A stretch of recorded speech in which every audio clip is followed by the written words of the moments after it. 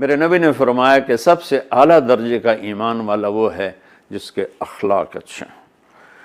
تو اچھے اخلاق کی خود آپ نے تعریف فرمائی۔ آپ نے کہا ابو ہریرہ اپنے اخلاق اچھے کرو۔ وہ کہتے ہیں یا رسول اللہ اچھے اخلاق کیا ہوتے ہیں؟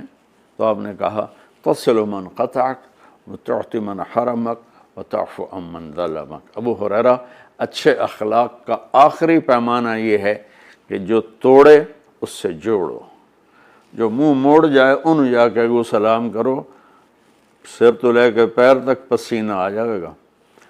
جو توڑے اس سے جوڑو، وتعطی من حرمک، جو تم سے تمہارا حق لے لے تم اسے اس کا حق اس کے گھر پہنچا دو، وتعفو عن من ظلمک، جو زیادتی کرے اسے معاف کر دو۔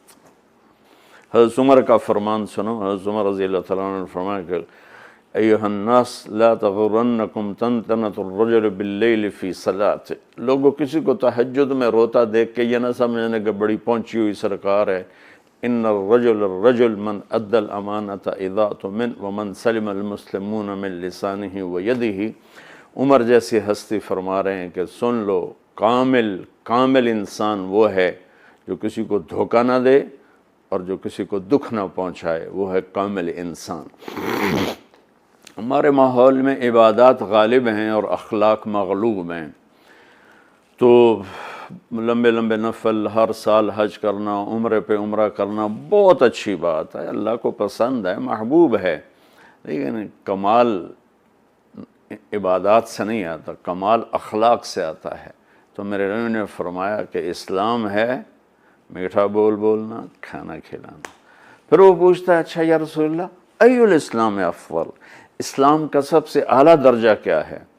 تو میرے نبی نے فرمایا من سلم المسلمون من لسانہ ویدہ، جو اپنے ہاتھ اور زبان سے کسی کو تکلیف نہ پہنچائے، یہ سب سے اعلیٰ درجے کا مسلمان ہے۔ آپ دیکھیے آپ کیا فرما رہے ہیں، کیا خوبصورت بات۔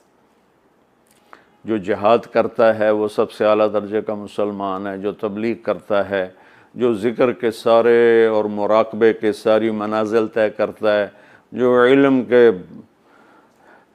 سمندر میں غوطے لگاتا ہے، جو راتوں کو اٹھ کے روتا ہے، جو اتنے ہزار دفعہ یہ پڑھتا ہے، اتنے ہزار دفعہ یہ پڑھتا ہے، اتنے ہزار دفعہ یہ پڑھتا ہے، جو ہر سال حج عمرے کرتا ہے، نہیں، سب سے اعلیٰ درجے کا مسلمان وہ ہے جو کسی کو تکلیف نہ پہنچائے۔